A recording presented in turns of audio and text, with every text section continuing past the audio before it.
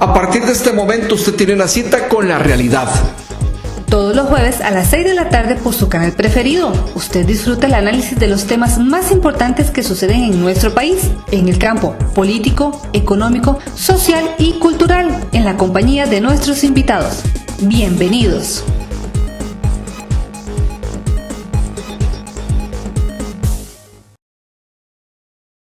¿Qué tal? Bienvenidos a un programa más acá en TV Plus, como siempre todos los jueves, sábados y domingos con algún invitado especial con tratando temas de actualidad, a veces también algunos que salen de temas que aparecen fuera de nuestras fronteras. Hoy vamos a compartir con don Giovanni Rodríguez Solís. Giovanni Rodríguez Solís, ex asesor parlamentario, ex asesor presidencial, ex candidato a la vicepresidencia de la República, un hombre que sabe mucho de política, quien es abogado, sociólogo, y que hace poco también recibió un doctorado honoris causa, ¿verdad? Sí, señor. En la Universidad de Miami. Y con él vamos pues a dar un vistazo, un poquito de cuál es la realidad que vive el país hoy por hoy en materia de política, y vamos a tratar de interpretar un poco, lo que estamos los costarricenses viviendo en el campo político y social. Giovanni, bienvenido, gusto tenerte por acá en Punto de Vista, donde tu opinión vale. Bueno, muchas gracias, buenas tardes a todos los que nos escuchan y nos ven. Agradecerle primero que todo la oportunidad de reincorporarme ya en las labores de hacer análisis políticos de nuestras realidades, porque al fin de cuentas estos ejercicios que hacen ustedes en la prensa son los que nos permiten tener un diagnóstico más exacto de cuál es la realidad y tomarle un pulso a lo que estamos viviendo y poder desarrollar expectativas de lo que viene en los próximos meses para el país. A Giovanni lo invitamos porque Giovanni ha trabajado en diferentes poderes de la República, ha trabajado como asesor en la Asamblea Legislativa, también ahora en Casa Presidencial, y es un hombre que tiene varios sombreros, ¿verdad? Eres abogado, también sociólogo, pero tiene otra particularidad que lo hace sui generis. Es un político que también ha militado en diferentes agrupaciones políticas. En Liberación Nacional, no sé si estuviste en el PAC. No. En el PAC no, ¿verdad? No. Pero sí en el Partido Republicano. Sí, el Partido Republicano. Bueno, interesante todo esto, Giovanni. Entonces, esa experiencia pues hace que tengas una lectura de diferentes ópticas de cómo está el país. La última experiencia de campo político es que fuiste candidato a la primera vicepresidencia del Partido Republicano Social Cristiano. ¿Qué pasó en esa agrupación política, Giovanni? ¿Seguís siendo republicano? Mira, en este momento el Partido Republicano creo que se está recomponiendo. Se está recomponiendo. Está tratando de reocuparse. Yo personalmente en este momento no tengo contactos con ningún dirigente del partido. Más que todo porque acabo de salir de la función pública, estaba desarrollándome, como usted lo dijo, como asesor especializado presidencial, en Casa Presidencial. Entonces me había mantenido, por respeto a los costarricenses, me había mantenido al margen porque estaba al servicio de Costa Rica, yo creo que ya no de un partido político. Entonces por eso me he mantenido. Ahorita en enero que estoy retomando ya mis funciones como analista político, como litigante, como sociólogo, voy a ver qué va a pasar, pero en este momento yo creo que estoy como la mayoría de los costarricenses a la expectativa de cuál va a ser los movimientos políticos electorales que se avecinan, sobre todo para las elecciones municipales que vamos a tener prácticamente dentro de 12 meses. Dicho sea de paso, ya que tocas el tema, Giovanni, ¿cómo es eso que candidato a la vicepresidencia de la República, el partido de Calderón, el Partido Republicano, ¿verdad? El Partido Calderonista, apareces como asesor presidencial del gobierno de Rodrigo Chávez? Explícame, güey, yo no entiendo. Vamos a ver, siendo coherente a lo que don Rodrigo Chávez dijo en su momento, que él iba a buscar las mejores gentes de todos los partidos políticos, pareciera que la intención de cuando me llaman a mí fue efectivamente seguir ese planteamiento. A mí me llaman a una entrevista a Casa Presidencial, me explican cuál es mi visión, que cuente yo cuál es mi visión de país, cómo la veo, como algunos temas, sobre todo los temas legislativos, y a partir de eso deciden contratarme, a pesar de que inclusive yo le dije, bueno, Rodrigo, yo no voté por usted, que claro. ¿Votó por José María? En la segunda ronda voté por José María Figueres. Sí. Pero yo creo que hay que ser coherente con lo que uno hace en la vida, porque a veces decir y hacer tiene que ir de la mano. Y si yo propuse mi nombre, inclusive para ser candidato a vicepresidente en el Partido Republicano, porque creo en la democracia, creo en el país, creo en proyectos políticos, me parece que si el presidente de la República me estaba llamando a servir, me parece que mi obligación era, si lográbamos mantener una agenda política más o menos parecida y coincidíamos en algunos puntos, estar ahí. Es servir, ¿verdad? No se trata de un ego personal, ni una meta de tipo, sino de servirle al país. ¿Y le ayudaste a don Rodrigo en calidad de asesor presidencial? Yo estaba destacado en el Ministerio de la Presidencia como consejero presidencial especializado. Ese es uno de los rangos más altos que hay dentro de Casa Presidencial. Consejero presidencial especializado, ¿qué es eso?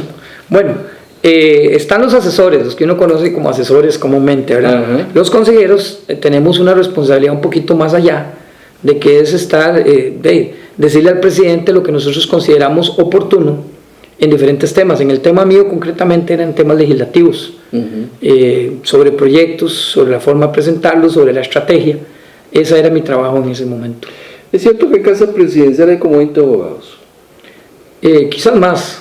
¿Ah, más? Sí, posiblemente más. Es que es una profesión que está muy... Vamos a ver, usted en leyes y decretos se va a encontrar ahí, solo como ahí se puede encontrar unos, vamos a ver, 1, 2, 3, 4, 5, 6 abogados ahí en leyes y decretos. Luego los otros 6 que están en el departamento legal. Luego los que están distribuidos en los diferentes despachos de los... Entonces yo considero que pueden haber más de 20 abogados ejerciendo funciones en Casa Presidencial.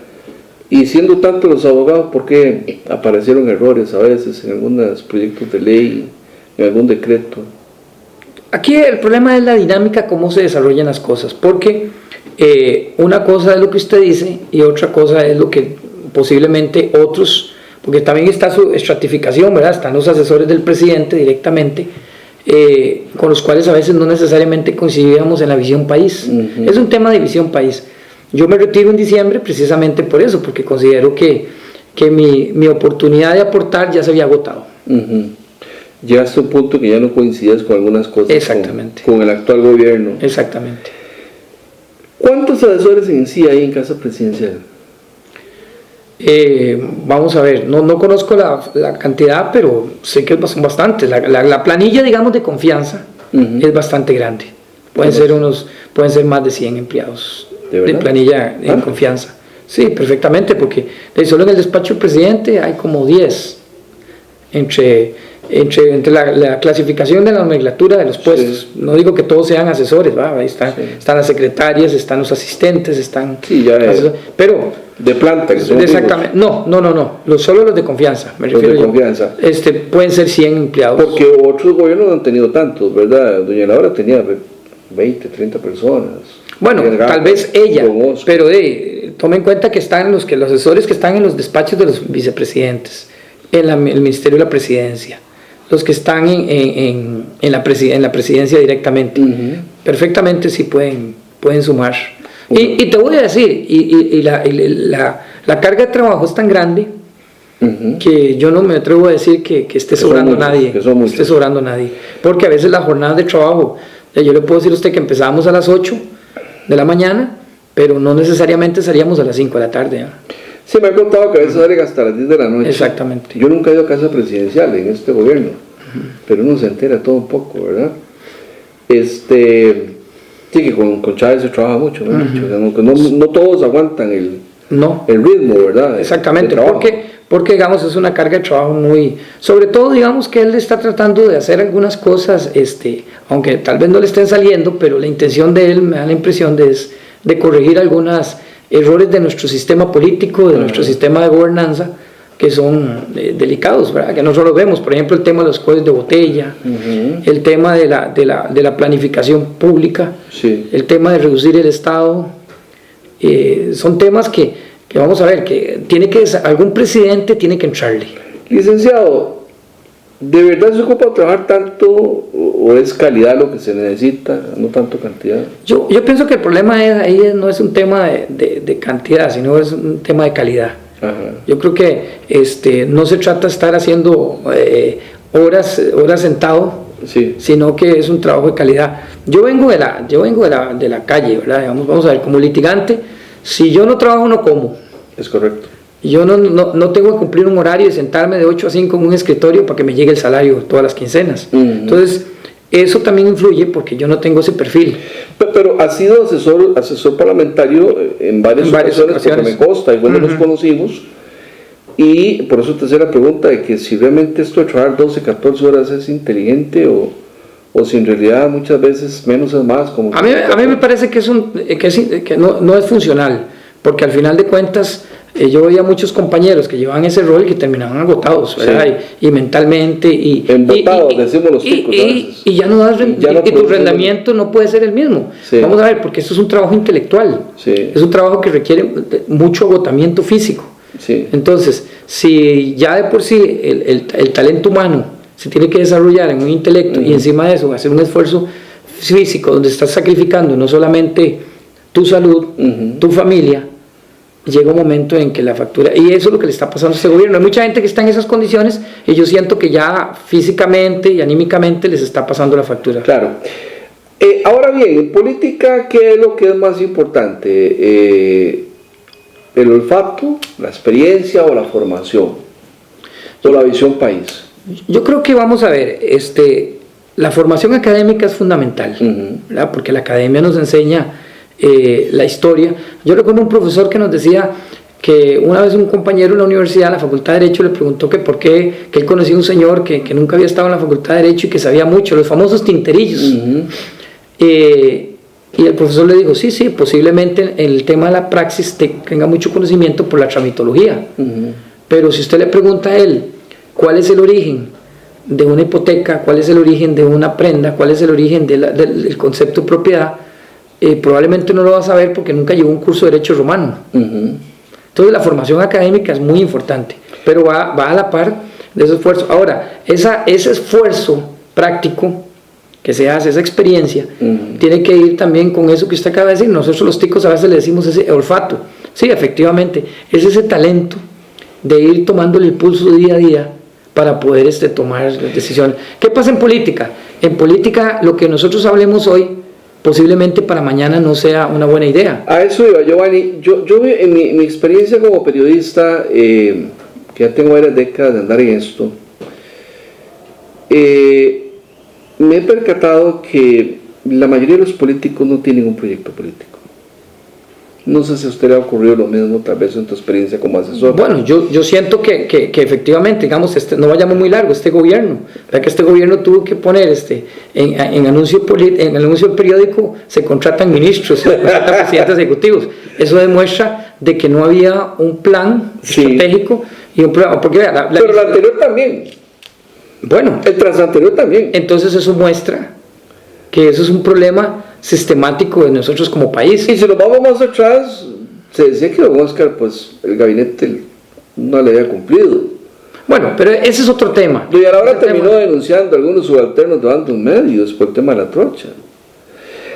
Yo he observado que en política en Costa Rica, no sé si en otras partes del mundo creo que no es así, pero aquí yo sí he visto como que hay gente que habla de política, que son políticos, y decía por ahí un señor que lo etiquetaron como el zar de los troles, que en Costa Rica hay mucho ego en el tema de la política, en el interés político, pero que en realidad cuando la persona pretendía o buscaba sacar adelante un proyecto, ¿verdad? Ya cuando se llegaba a ser gobierno, resulta ser de que no tenía tal proyecto, que ni se percataba cuál era la problemática del país, que no tenía conocimiento de los grandes problemas del país, y que es donde empezábamos a poner parches, a hacer aguas.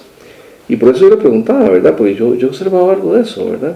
Y que tampoco tenía un equipo como tal, que dijera, bueno, vamos, esto es una maquinita bien afeitada, donde vamos a, ¿verdad?, a trabajar, o bien aceitada, en ese caso, ¿verdad? Es como un roles, ¿verdad?, comparando ahora con los roles y los casos, ¿verdad? Donde vamos a trabajar en esta dirección. No, se llega al poder como que a ver cómo estamos, y en esos primeros 3-4 meses nos llevamos, o ese primer medio año, el ver en cómo estamos y qué empezamos a probar, a ver si nos funciona, y con qué tipo de gente vamos a trabajar, y cuando nos dimos cuenta se fue el primer año. Bueno, esta administración tiene una característica, que lo que lleva este tiempo se lo ha tomado para aprender, porque prácticamente ninguno de los funcionarios que están en la administración pública tienen experiencia. Entonces, ahí coincido con usted en ese delicado punto. Vamos a ver, cuando usted tiene un proyecto político preelectoral, no postelectoral, sino preelectoral, usted tiene más o menos en su mente la idea de cuál es el perfil de su ministro de Hacienda, cuál es su perfil de su ministro de la Presidencia, cuál va a ser, y así sucesivamente. Pero cuando usted no tiene eso, cuesta mucho. O sea, si recordamos anécdotas que ya son públicas, muchos ministros han dicho cómo los contrataron. Dicen los buenos generales y los grandes militares que cuando se hace una campaña tiene que planificarse todo, desde que empieza la guerra hasta que termina. Tiene que presupuestarse todo y tienen que valorarse todos los escenarios posibles, los actores. Así la cosa pareciera que en Costa Rica hacemos aguas. Un estratega político dijo una vez que la suerte se parece a las guerras, algún día se termina. Y yo creo que es cierto, yo creo que ese es el problema. Vamos a ver, nosotros decimos, y lo hacemos por eso, dichosamente por eso se llaman campañas políticas. Nosotros vemos grandes partidos, pequeños partidos. Vea las elecciones últimas pasadas presidenciales, participaron una veintena de partidos. ¿Eso qué significa? Ese ego del que usted mencionaba hace un momento, ese ego político del costarricense, porque no se trata de coincidir. Y por eso pongo el ejemplo cuando alguna gente me dice, porque cuando usted topa usted con gente muy conservadora, muy fanática, te dicen, es que traicionaste al republicano, traicionaste. No, yo no estoy traicionando a nadie, porque las elecciones cuando se ganan es para gobernar un país, y usted gobierna el país. Ya yo no gobierno a liberacionistas o republicanos o socialcristianos, vamos a gobernar para todos los costarricenses. Claro. Entonces, cuando usted lo llaman para servir, yo creo que es su obligación, porque hay que ser coherente con eso. Sí, la idea es que estás para servir. Para terminar este capítulo y ir a la pausa y luego entrar con otro tema, me dices que te fuiste del gobierno porque no coincidiste con algunas cosas. ¿Con qué no coincidió usted con el presidente Chávez? Digamos, no tanto con el presidente, sino con su equipo. El equipo. Con el equipo. Con el presidente mantuve una muy buena relación. Sí. Si no, es un tema de equipo, sobre todo de la visión país. Por ejemplo, yo no estoy de acuerdo de cómo se planteó el proyecto de la venta del BCR, cómo se planteó el proyecto, digamos, de la marihuana recreativa, cómo se están planteando algunos proyectos sobre la reforma estatal. No es que esté en contra de la reforma estatal, sino cómo se están planteando. Es un tema de visión país. Entonces, digamos que lo que conversamos hace 6 meses no es lo mismo de que se llevó a la práctica. Y es más que todo el planteamiento, no es en el fondo del tema, o sea, es en la forma que se plantea. Es la forma que se plantea, porque yo coincido que el presidente tiene buena intención de hacer las cosas. El tema es cómo se plantean. Por ejemplo, digamos, cuando el tema del presidente quería entrarle al tema educativo, pero el presidente no estaba bien asesorado y no le han hecho ver en este país que aquí la educación la dirige el Consejo Superior de Educación, no el ministro. O por ejemplo, que los temas de salud pública no los dirige la ministra. Hay consejos técnicos que, como el tema vacunas, que no es un asunto político, es un asunto más técnico. Entonces, en ese tipo de cosas, yo siento que el presidente no ha recibido la asesoría oportuna. ¿Y qué te dijo el presidente cuando usted le hizo esas observaciones? No, realmente eso se conversaba casi que siempre con los asesores. ¿Entre ustedes? Sí, exactamente. ¿Y qué te decían los colegas, los compañeros? Que no coincidían contigo. Que muchas gracias por mi opinión. Muchas gracias. Muchas gracias por tu opinión. Era una opinión, no era una realidad. Exactamente. Y es una realidad, ¿verdad? Que entonces ahora nosotros lo vemos. Desafortunadamente, estamos perdiendo millones de colones en sesiones legislativas, en salarios de nuestros diputados, de los asesores, en discusiones absurdas que se pudieron haber arreglado de otra forma. Sí. Vamos a ver, en política, la política es conversar, conversar, conversar. En política no hay enemigos, hay adversarios. Y en política se convence con ideas, no con imposiciones. Entonces usted no puede convencer a los diputados insultándolos porque no le aprobaron un proyecto en la Comisión de Hacienda. Que le convengan a todos, ¿verdad? Exactamente. Hay una realidad, o sea, el Consejo Superior de Educación maneja la educación pública de este país. Así está, es constitucionalmente, estipulado jurídicamente. El funcionario público solo puede hacer lo que la ley permite, es un principio general de derecho público. Principio de legalidad. Principio de legalidad. Que no debería ser así, que no me gusta, que muchas gracias por su opinión. No es una opinión, es una realidad. Es una realidad. Y el que no lo entienda va a tener problemas. Es lo mismo que pasa con mucho funcionario público, digamos, que viene de la empresa privada y vamos a ver, son dos realidades diferentes. Sí. El principio de legalidad, que ya usted explicó acertadamente, pero también está el otro, cómo se maneja el sector privado. En el sector privado usted puede hacer todo aquello que no es prohibido. Sí, entonces vamos a ver, cuando usted llega a la administración pública y usted quiere poner sus ideas bajo el criterio del sector privado, no se puede. Arrancando de premisas reales. Exactamente. No de ocurrencias. Exactamente. Estamos compartiendo con el licenciado Giovanni Rodríguez, ex asesor parlamentario, también ex asesor del presidente Rodrigo Chávez, abogado, sociólogo, con quien hoy vamos a hablar de todo un poquito, todo el tiempo nos dé, ¿verdad? Sobre todo de la realidad del país y de la política nacional. Vamos a ir al consejo y ya casi continuamos.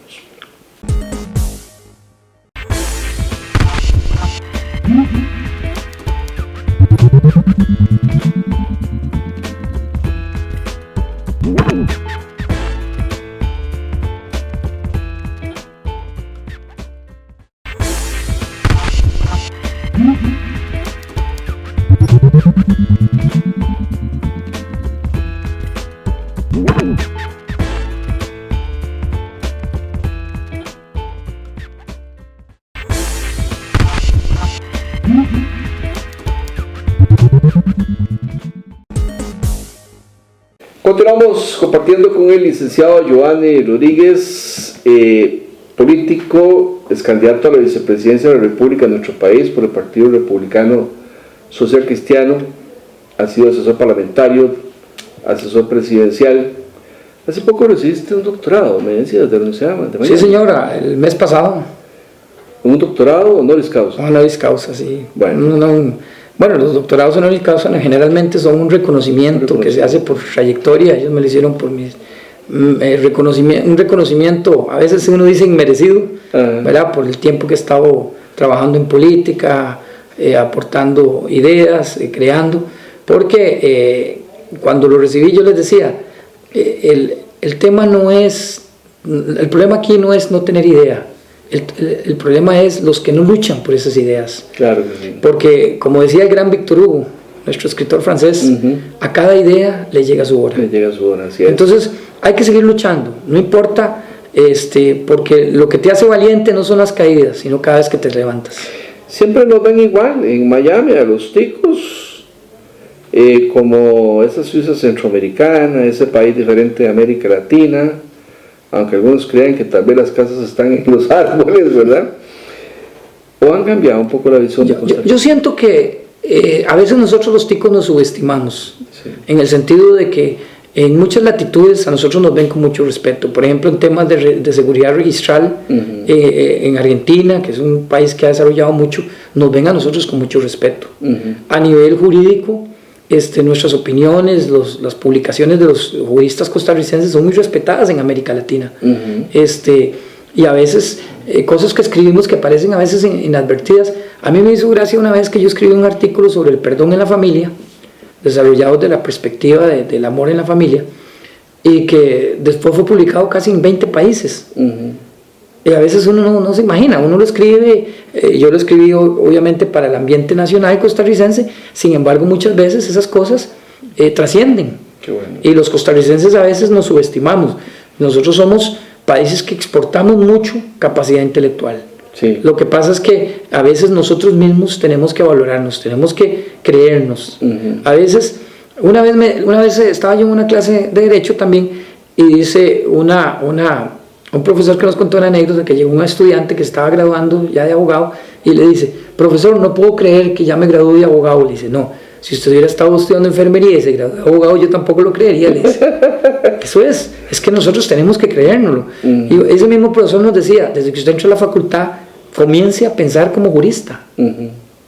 Cuando nosotros empezamos a creer en lo que estamos haciendo, mire, pueden haber voces a nuestra izquierda, a nuestra derecha, arriba, abajo, atrás, adelante, diciéndonos que no, que somos que somos fracasados, que eso no va a pasar, las cosas tienen éxito.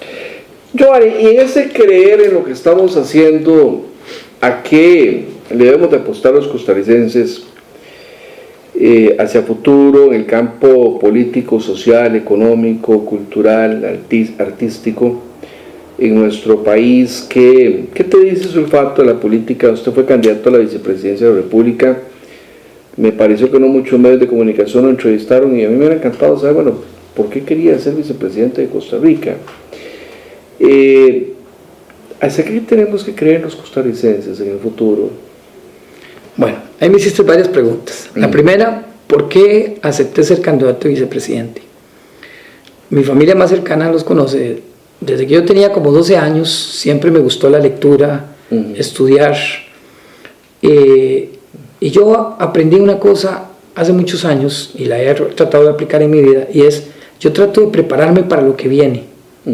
Porque cuando la oportunidad se presenta y usted se preparó, va a salir adelante. Pero ¿cuántas veces a la gente le llegan oportunidades, pero como no se lo creyó, nunca se preparó? Yo me preparé para esto que estoy haciendo, porque yo creo que es una gran responsabilidad.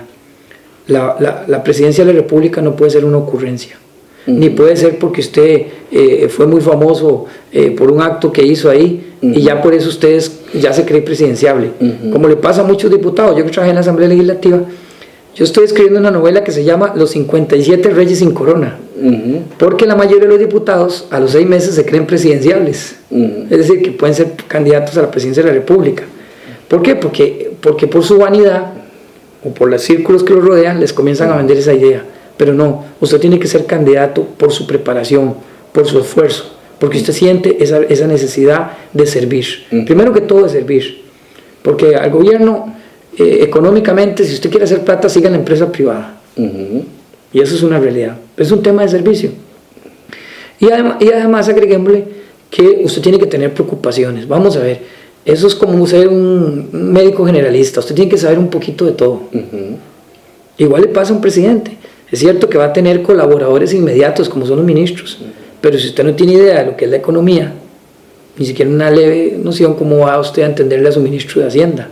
¿O cómo le va a entender a su ministro de Economía? ¿O cómo le va a entender a su ministro de Justicia si usted no tiene una pequeña noción de qué es la justicia? Eso es a lo que me refiero. Y a eso hay que prepararse. ¿Y cómo nos preparamos? Leyendo, estudiando, teniendo metas. Entonces yo le podría decir a usted que yo, desde que era un adolescente, me preparé para lo que estoy haciendo. Entonces por eso lo hago y lo disfruto, porque estoy haciendo lo que yo siempre quise hacer. Poder exponer mis ideas, convencer. Le voy a contar una pequeña anécdota. Hace 25 años yo comencé a hablar sobre la pena privativa de la libertad en la ley de tránsito. Es decir, meter a la gente a la cárcel por manejar bajo los efectos de licor o otras drogas, o que mataban a una persona. Hace 20 años yo iba a congresos, al colegio de abogados, a lugares, y me decían que yo estaba loco, que eso no es imposible, que eso no se podía. Hasta que llegó un diputado que me puso atención, me permitió participar en la comisión de reforma a la ley de tránsito. Y hace cuántos años en Costa Rica se castiga a la persona que... Y ahora que entonces, son ideas, claro, son ideas que usted no puede renunciar cuando usted está convencido de que tienen un sustento. Ahora que nos pone usted ese ejemplo, me permite hacer esta pregunta. Usted habla de que tenemos que volver a creer los costarricenses, pero ¿creer en qué?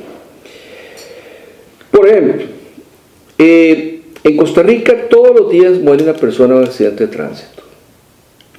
Y N cantidad de personas terminan heridas, incapacitadas, algunos para toda una vida. Aquí tiene un ejemplo de una víctima de un accidente de tránsito. Y bueno, cuando analizamos la causa de ese fenómeno, ¿verdad?, nos damos cuenta de que hay imprudencia, negligencia, impericia, todos los elementos de la culpa, el dolo culposo, etc. En algunos casos, por no decir irresponsabilidad, ¿verdad? Pero también ahora se agrega un elemento, la violencia, ¿verdad? El tipo que va conduciendo se va del carro, agarra a trompadas a otro y lo mata, o le despedaza el parabrisas, o le saca un arma a fuego, o el que hace piques, etc. Esto me lleva a consultarle, licenciado. En Costa Rica deberíamos de empezar a creer que ya es hora que antes de entregarle una licencia de conducir a una persona, tengamos que hacerle una prueba psicológica. Y de repente tener que llegar y decirle, don Giovanni, qué pena, usted es mayor de edad, tiene 18 años, quiere una licencia, ya sabe conducir, pero psicológicamente usted ya no es apto para conducir porque usted es un peligro al volante. Podría ser un peligro al volante por su perfil psicológico. Y hago otra pregunta. En Costa Rica hemos llegado a un punto en que ya es hora que antes de entregar una licencia de conducir, que una persona al volante es como andar con un arma a fuego, le tengamos que hacer un doping a ese potencial conductor, a ese conductor en potencia, para ver si es alcohólico o si es adicto, para evitar que mate gente o que se mate a sí mismo o que deje inválida a muchas personas. Porque es que interesante, don Giovanni, ya voy a escuchar su respuesta. Si yo voy a usar un arma de fuego, me piden perfil psicológico. Es abogado, ¿sí o no? Correcto. Bueno, me piden la prueba de portación de armas, o sea, porque tiro al blanco, de repente no pego un pato, pero bueno, vamos a ver ahí qué pego. Perfecto. No se pide doping, ¿verdad que no? No. Debería pedirse, ¿no? Pero resulta ser de que si voy a conducir no me pide la prueba psicológica.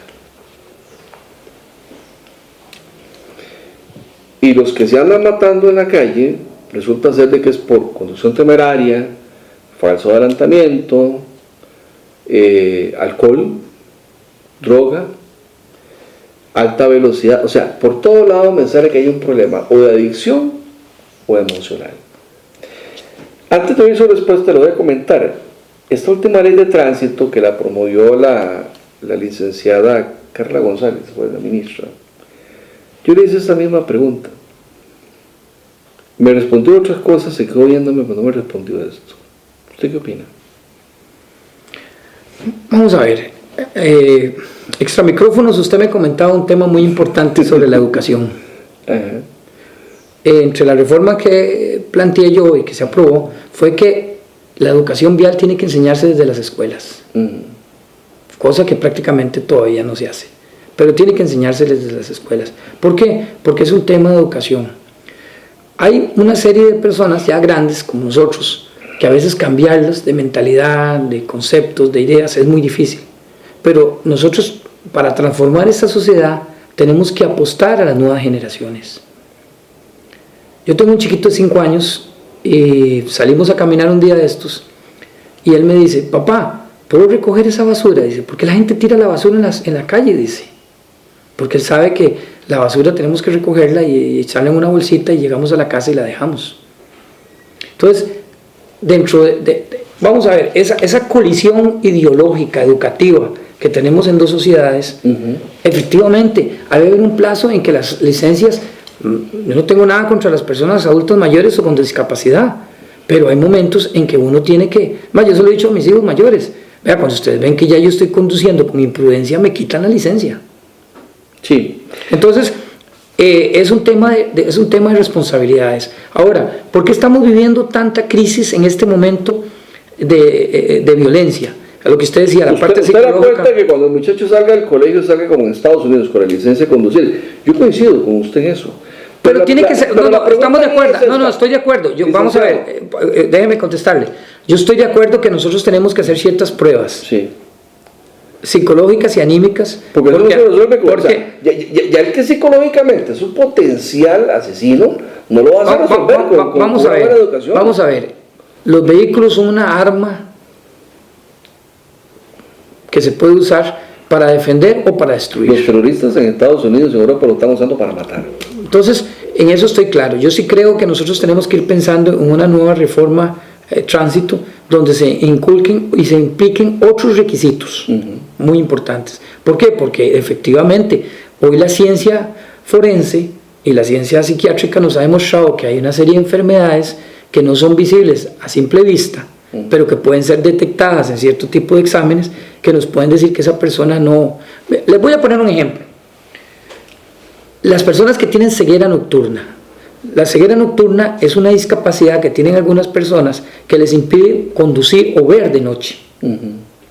En Costa Rica no hay un control sobre eso. Yo escribí hace muchos años un artículo sobre la ceguera nocturna en la ley de tránsito, explicando que inclusive con información médica de que las personas que conducen con ceguera nocturna pierden una visión 10 veces más. Por ejemplo, a usted lo deslumbra un carro y una persona con ceguera nocturna reacciona 10 veces más tarde que usted. Vale. Entonces, eso en fracción de segundos implica que usted quede en otro carro o que quede. Y yo le pregunto a usted, ¿cuántos costarricenses conocen o cuando se les hace el examen médico, el famoso examen médico para la licencia, a cuántas personas se les hace el examen de la ceguera nocturna? A nadie. A nadie, no a ni uno, no, sí. a nadie. Si le hacen el examen, de repente le dan un buen consejo y le dicen, mira, vos no puedes conducir. O se le da la licencia con restricciones. Usted puede conducir hasta las 6 de la tarde. De la noche. Exactamente. Licenciado, ¿estaríamos violando algún derecho humano por pedir una prueba psicológica para conducir un vehículo? ¿O por pedir un doping? Que me dice que hasta los 3 meses anteriores puede medir un doping si la persona es adicta o no, o alcohólica. Bueno, hay muchas empresas que para efectos laborales, digamos, sobre todo los que son conductores, piden ese tipo de pruebas, ¿verdad? Para mantener que no existan residuos en la sangre de 3 meses antes o 3 meses después de el consumo de algún tipo de drogas. No, desde esa perspectiva podría ser que no. Lo que sí podría ser peligroso es que nosotros le neguemos una licencia a una persona que es enferma de alcoholismo. Porque recuerde que el problema es que, de acuerdo a la Organización Mundial de la Salud, el alcoholismo es una enfermedad. Sí, pero ahí está enfermo. Exactamente. Pero entonces tendríamos que buscar los mecanismos. Vamos a ver. El enfermo psiquiátrico está enfermo. No. Vea, vamos a ver. Es que el problema de nosotros va más allá, Carlos. Entonces dejamos el enfermo alcohólico que mate gente y se mate. No. Vamos a ver. Nosotros tenemos un problema muy complicado. Nosotros tenemos una constitución que se dictó el 7 de noviembre de 1949. Y la de Estados Unidos hace 200 años, ¿sí? Sí, lo que pasa es que la de Estados Unidos es más de interpretación. Sí. Estuvimos usted y yo conversando. La de nosotros ha interpretado de tanta forma que ya es como de tamaño. La de nosotros es de régimen restrictivo. Sí. Entonces, al ser restrictivo, no nos permite interpretar de forma más amplia. Ese es el gran problema que nosotros tenemos. Vea lo que pasó con los matrimonios de las personas del mismo sexo. La Constitución de nosotros dice que el matrimonio, el Estado, el hombre y la mujer. Y sin embargo, ¿quién fue el que vino a cambiar ese criterio constitucional? Un organismo supranacional. Porque Costa Rica es un país de que todos los convenios internacionales que hay sobre el tema los defienden. Pero porque lo permitimos, porque con el potestad imperio del Estado costarricense. No, es que no podemos, porque son convenios firmados y ratificados por Costa Rica. La Constitución está por encima de cualquier convenio. Ustedes de los que piensan que no es así, que en materia de derechos humanos la Constitución está por debajo de un convenio internacional. Es que hay conceptos que ya... Vamos a ver. En este momento, internacionalmente, tenemos un gran problema. Yo creo en la soberanía de los países. Yo, por ejemplo, por eso me cuesta creer mucho en la extradición de nacionales. ¿Por qué? Porque si nosotros extraditamos a nuestros nacionales, estamos perdiendo el concepto de soberanía. Sí. Y es un poco lo que pasó. Digamos, ese fallo, desde el punto de vista técnico, yo no estoy de acuerdo con esa interpretación. O sea, que vengan prácticamente a imponernos. Yo creo que Costa Rica debió, en ese caso, haber entrado a una discusión legislativa y haber dicho si lo aprobaba o no. No dar por sentado de que como eso era una consulta, una opinión, de que si nosotros no la acatábamos nos iban a condenar. Bueno, pero entonces, don Giovanni, usted como asesor parlamentario, asesor presidencial, o yo qué sé, si el día de mañana puede llegar a tener un cargo político, ¿qué hacemos? ¿Pedimos la prueba de alcoholismo y la prueba de psicología para que quiera tener una licencia y disminuimos la cantidad de muertos en las calles? Yo creo que es una discusión que hay que entrarle. Es una discusión en la que hay que entrar. Pero vamos a ver. Usted entra en la discusión, pero como político no se juega a la carta. No, vamos a ver. Es que yo no soy psicólogo. Yo no soy psicólogo. Entonces, sí. A mí me parece que lo importante aquí es entrar a discusiones para oír a los profesionales. Sí. Y que den su opinión. ¿Usted sabe cuánta gente se suicida en este país por día? Hay un suicidio desde hace 20 años por día en este país. Es una pandemia el suicidio. No, nosotros tenemos enfermedades que se han vuelto yo no veo un problema que los psicólogos le hayan aportado al asunto, ¿verdad? Y en materia educativa me dicen los educadores que los psicólogos lo tienen locos, ¿verdad? Bueno, tremendo tema. Pero es un tema que vale la pena, porque le voy a decir una cosa. Recuerde también nosotros que venimos de pasar de una pandemia donde estuvimos prácticamente encerrados 2 años, sí. Y eso también genera daños psicológicos. Yo le puedo decir, el otro día saludé a una señora que estaba con una chiquita pequeña y la fui a hacer así, y me dice la señora, me dice, es que ella nació en la pandemia, dice, ella no sabe lo que es expresar, ella no sabe lo que es expresar un sentimiento, un abrazo, sí. Bueno, esas son realidades, cosas que también van cambiando la sociedad. Bueno, ven ustedes que la política no es tan sencilla, ¿verdad? Don Giovanni vino y dijo que él no se ha entendido el equipo de gobierno de Rodrigo Chávez, pero vean ustedes que es que a veces tomar partido es complicado, ¿verdad? Más cuando sale a la luz pública la posición, ¿verdad? De un político o de un asesor. Yo sí creo que en Costa Rica hay que pedir doping para que haya una licencia de conducir, y hay que pedir también prueba psicológica.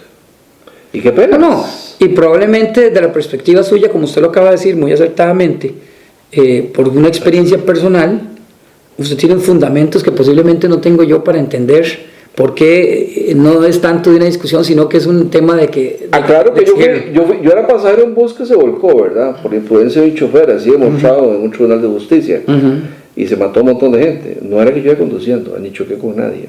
No, pero usted dijo que fue víctima de una... Sí, hay que dar un paso, Giovanni.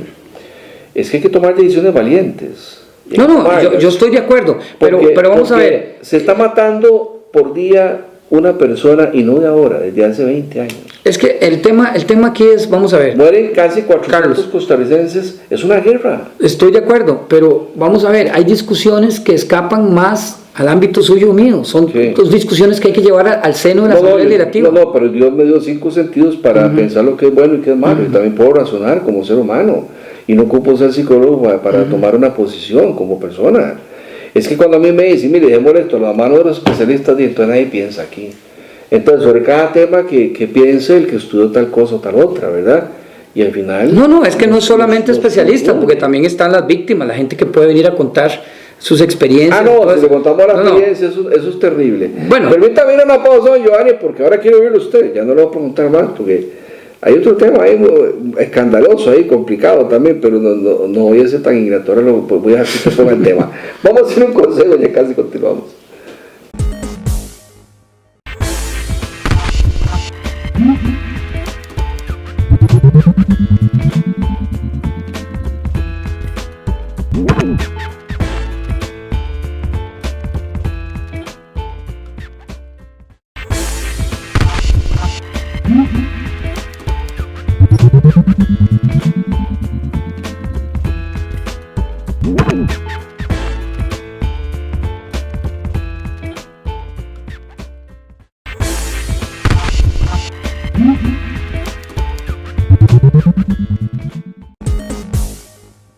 Continuamos compartiendo con el licenciado Giovanni Rodríguez, es candidato a la vicepresidencia de la República, abogado y sociólogo, asesor parlamentario, también ex asesor presidencial. Don Giovanni, estos últimos 10 minutos que nos quedan del programa, bueno, yo quiero que usted ponga el tema, ¿verdad? Aunque, mire, a mí me picaba la lengua por meterlo con otro berenjenal, ¿verdad? Y que tiene que ver con el tema de que qué hacemos con tanto delincuente, con tanto sicario, con tanto asesino que anda en la calle. Yo el otro día le decía a Anita, mira, es que pena de muerte no podemos, porque si no, le desobedecemos a Jesucristo. Y yo soy católico, y no puedo, ¿verdad? Y no puedo mandar a matarlos como en Estados Unidos, ¿verdad? No se puede, porque si no le desobedezco al maestro, y ese sabe más que yo. Pero yo sí creo que hay que hacer algo ya en serio, ¿verdad? No puede ser que un chaval hoy llegue y agarre una pistola y le meta a usted toda la parada de tiros, porque es sicario, lo condenan a 15 años, 12 años, 18 años de cárcel, y ya con la mitad de la pena está fuera. 8 o 9 años y Giovanni no vale nada, y dentro de la cárcel sigue delinquiendo. Hace como 10 años, o tal vez menos, yo escribí un artículo que salió publicado en varios periódicos que se llama Nuestro sistema penal es alcahueta. Alcahueta. Así. ¿Qué decía ese artículo? Ese artículo decía de que nosotros, si seguimos en este sistema en el cual el ciudadano honrado tiene que esconderse detrás de rejas, Sí. y tiene que salir con miedo a la calle, eso no es normal ni coherente, dentro de una sociedad. Pero, ¿y cuál es la raíz de este mal? La raíz de este mal viene de los años 70, cuando Costa Rica hace una gran reforma penal, sí, y toma como machote para hacer el Código Penal costarricense el famoso Código de la provincia de Córdoba de los años 70. Cierto. En Córdoba, en los años 70, existían en Argentina muchos regímenes dictatoriales dirigidos por generales. Entonces, ellos establecieron un código donde más bien se iban al otro extremo, donde más bien se defendía al delincuente para protegerlo de los abusos militares. Pero Costa Rica, esa no era la realidad sociológica costarricense, pero sin embargo se tomó ese modelo. Entonces nosotros tenemos un sistema penal donde es garantista, de hecho así se llama, sistema garantista, donde las garantías son para el imputado, no para la víctima. Claro. Entonces, mientras nosotros no cambiemos, porque no se trata solamente de llenar las calles de policías, porque si nosotros llenamos las calles de policías, los policías van a hacer su trabajo y van a estar llevando a los delincuentes a los tribunales, pero los tribunales los van a poner otra vez en la calle. Salen primero que el policía.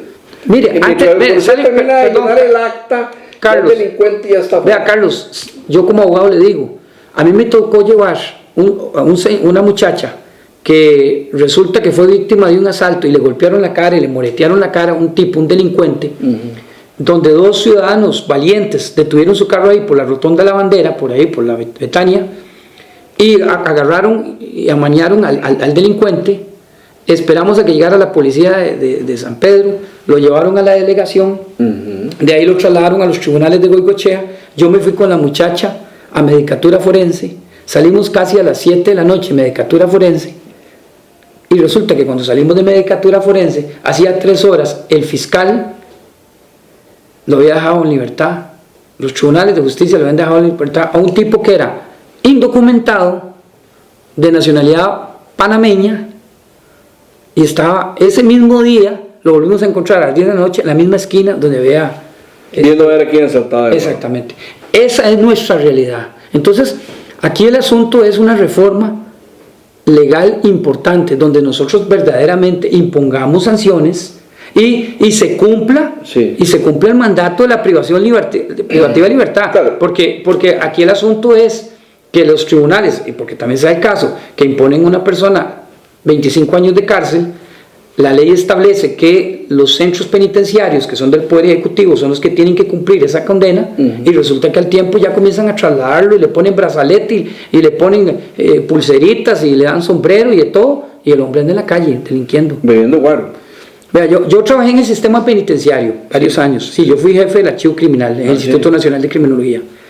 Y nosotros nos llegaban denuncias, por ejemplo, en los centros abiertos, como el de San Agustín, que está aquí en Heredia, donde resulta que la gente era víctima, se traían de la reforma y se trasladaban 25 reos para San Agustín. Y resulta que aumentaban los asaltos en las paradas de buses en Heredia, a las salidas de los colegios. ¿Y eso es casualidad? No. Sí. Eso es parte del libertinaje penal que hay en este país, esa alcahuetería que existe en nuestro sistema penal. Me gusta su respuesta, don Giovanni, porque yo no soy iluso, o sea, el tema de la inseguridad va más allá de un tema de reforma penal, de policías, también tiene que ver con asuntos social, de trabajo, de generación de empleo, de generación de riqueza, extrusión de riqueza, educativo, tema cultural, ¿verdad? O sea, es una reforma integral que hay que hacer en la sociedad costarricense, pero hay que hacerlo, don Giovanni. O sea, esa es una pandemia que tenemos desde hace también 20 años. Exactamente. Hoy quise yo tratar temas de pandemia, como a usted le tocó bien a usted. Y no lo dejé proponer un tema, hay que dar variante al respecto. No, pero es que ese tema de todas formas pero es un tema que hay que tratarlo, es necesario, y es un tema necesario. Y el candidato a la vicepresidencia de la República y el asesor presidencial hay que tratarlo. Es que mire, a mí me hablan de los derechos humanos de los delincuentes. ¿Y dónde están los derechos humanos de las víctimas. Correcto. Eso lo dice Nayib Totalmente de Bukele. acuerdo. Porque, o si nos traemos a Nayib Bukele para acá prestado un tiempo y que nos venga a poner orden aquí. No, yo creo que aquí en Costa Rica vemos gente que estamos ¿Usted preparados cree para que sí hacer hay las gente, cosas. bueno, preparada, porque mire, es que perdón, pero usted hay que pararlo ya. Es correcto. ¿Cómo es eso que estoy durmiendo en la casa, estoy en televisión, me pega un balazo? Porque a un grupo pandillero se les ocurrió agarrarse a balazos contra la policía o entre ellos y mataron en una bala perdida a una No vayamos muy niña. largo. En el último año, ¿cuánto ha aumentado el sicariato? ¿Sabe ¿Cuánto ha aumentado cuántas los personas homicidios? mueren por día en este país? 2 por día. Usted en promedio, dice la Organización Mundial de la Salud que cuando son más de 10 muertos por cada 100.000 habitantes, eso es una pandemia. En Costa Rica andamos en la media entre 12, 13 y 11 desde hace décadas. E increciendo, dicen ustedes los abogados, en crecimiento. Esto hay que pararlo. Esto hay que pararlo, don Giovanni, eso no puede seguir. Y no hay plata para estar manteniendo vagabundos en la cárcel. Hay que ponerlos a trabajar también. Yo, hace Y 30 que le años... ayude a las familias. Vea. Y el que es extranjero va para afuera. Hace 30 años, Carlos, yo escribí un libro que se llama El sistema penitenciario, un reto hacia el siglo XXI, Sí. donde yo exponía precisamente que el problema de nuestro sistema penitenciario es el ocio. Si nosotros ponemos a trabajar a los reos para que ellos paguen lo que se les está dando como sociedad, la historia sería otra. 700.000 colones por mes cuesta un reo en la cárcel. Aproximadamente, pero yo creo que debe andar más alto. Más alto. Es que vamos a ver, nosotros vamos a ver, Y perdón, y los jueces y los fiscales los dejan libres no porque sean alcahuetes. es que es el Yo he hablado con sistema, muchos. es el Y me sistema. han dicho, perdón Carlos, yo no voy a ir a la cárcel ni voy a responsabilizarme ni a que me despidan, ni a responder con mi patrimonio, porque la ley me lo exige, Es yo dice el correcto. código. Exactamente. Yo soy funcionario público. Por eso es que yo le digo que yo escribí un artículo que se llama El sistema penal es alcahueta, ¿Y usted sabe lo porque que es todo el sistema penal. el policía ir como Rambo, que chalecos y que la bestia, el tanque de guerra que tienen ahí, los cascos para detenerlos? Y no han guardado el equipo, ¿verdad? No han salido ahí de la fiscalía y ya están sueltos. Así es. Uno como policía se ve frustrado, me imagino yo, ¿verdad? Correcto. Aunque una vez un policía me dijo que él no veía con malos ojos a los delincuentes. Yo me acuerdo hace muchos años cuando yo trabajaba en el sistema penitenciario Ajá. y se dio una sobrepoblación. Y me acuerdo que en aquel tiempo el ministro de la Justicia de la época le mandó una carta a la Corte Plena pidiéndole que diera una directriz a los jueces de que por favor no mandaran tanta gente, que no abusaran de la prisión preventiva. O sea, en otras palabras, que no mandaran a la gente a la cárcel. Sí. Y esos son los criterios que se manejan, porque usted habla con los jueces, ahora que usted menciona a los jueces, Entonces, la ellos pregunta tienen que seguir Sí. directrices que vienen de la Corte Plena. Le voy a hacer una pregunta complicada. Mire, la Sala Cuarta en el año 94 permitió el consumo de la droga en este país para consumo personal. En otros países han tenido que hacer referéndum y todo. Pero aquí la Sala Cuarta eso se lo usó más. No pasó nada, nadie dijo nada. Y se voló la ley de la vagancia y el merodeo. La ley de la vagancia y el merodeo es la que evitaba que te hicieran el trabajo de inteligencia para saltarte la salida de la casa, para robarte el carro, para el bajonazo o para el ¿cómo se llama? Tachar tu vehículo o para robar en tu vivienda o en tu negocio. Así es. Así es. ¿Qué solución usted como político le ofrece a eso? Queda un minuto. La solución, Sí. uno de los males más generalizados que tenemos en el país es la Sala Constitucional. Ah, sí. Entonces, ¿qué Claro. hacemos? La cerramos. Hay que cerrar la Sala Constitucional, sí señor, hay que cerrarla. Hay que cerrarla. Porque mientras nosotros mantengamos eso, aquí hay un cuarto poder coejerciendo que está por encima del Poder Judicial. Pero eso no es la Cámara Alta de Costa Rica, en el Senado. Bueno, pero si hay que tocar, hay que tocar. La reforma. ¿Cerrarla o regularla un poquito? Vamos a ver, aquí hay dos opciones. Si no se puede regular, hay que cerrarla. Esa respuesta le puede traer consecuencias. Usted como Bueno, político, si no la puede, un debate. si no la puede usted regular, hay que cerrarla. Y yo creo que nosotros, Sí se puede así regular. como nosotros, vamos a ver. Así como la creamos, Vamos a ver. la podemos El modificar. que pueda lo más, puede lo menos. Pues el principio legal. Entonces, aquí lo que hay que tener muy claro es que si nosotros seguimos creyendo que las cosas están porque ya están, entonces nunca vamos a poder Sí. cerrar un banco, Sí. nunca vamos a poder cerrar una institución, no. Si la Sala Constitucional ha demostrado que no era lo que se esperaba, porque no lo vamos a cerrar, está dentro de la soberanía de este país. Sí, bueno, dejaste la papa caliente, te sacaste el clavo conmigo. Decía un jefe suyo, Fernando Sánchez, diputado, me dice, Carlos, usted sí que es ingrato, va a hacer la peor pregunta, me da un minuto para responder, no se hace, qué bárbaro, me dijo una palabra que no lo voy a repetir aquí, ¿no? Pues se sacó el clavo, bien sacado conmigo. Me dejó la papa caliente en medio programa. Cerrar la sala de cuenta. Bueno, yo no la cerraría, habría que... Pero el tema para discutirlo, ¿eh? Sí, hay que modificar cosas. Tiene mucho trabajo en la sala. Pero también hay que entender eso.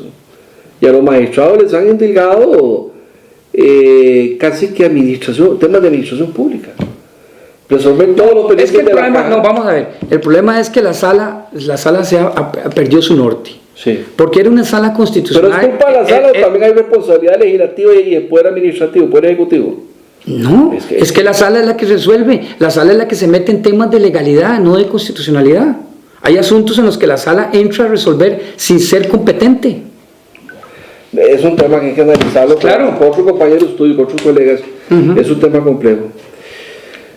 Bueno, sentí como que no empezó y terminamos, se fue la hora.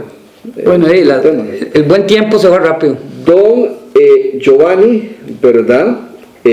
Giovanni Rodríguez Solís, es candidato a la vicepresidencia de la República, ex asesor del actual presidente de Costa Rica, ¿verdad? Y también ex asesor parlamentario, ¿verdad? ¿No le quieres mandar un saludo al jefe? Ex jefe. Bueno, yo creo que todos debemos desearle lo mejor al presidente. Hay que desearle lo mejor para que nos vaya bien a todos. Exactamente. ¿Verdad? Y si va mal, nos llevó caramba. Exactamente. Yo siempre le he deseado lo mejor de todo corazón. Aunque después de que una de los presidentes nunca más lo volvió. Muchas gracias, Giovanni, está por acá, un gusto tenerlos. Gusto a ustedes. Recuerden que hay repetición de este espacio los sábados y domingos de 5 a 6 de la tarde. Por eso todo, gracias y que tengan una feliz noche. Hemos llegado al final de un encuentro más con la realidad de nuestro país. Su cita es todos los jueves de 6 a 7 de la noche, los sábados y domingos desde las 5 hasta las 6 de la tarde por su canal preferido. Te esperamos.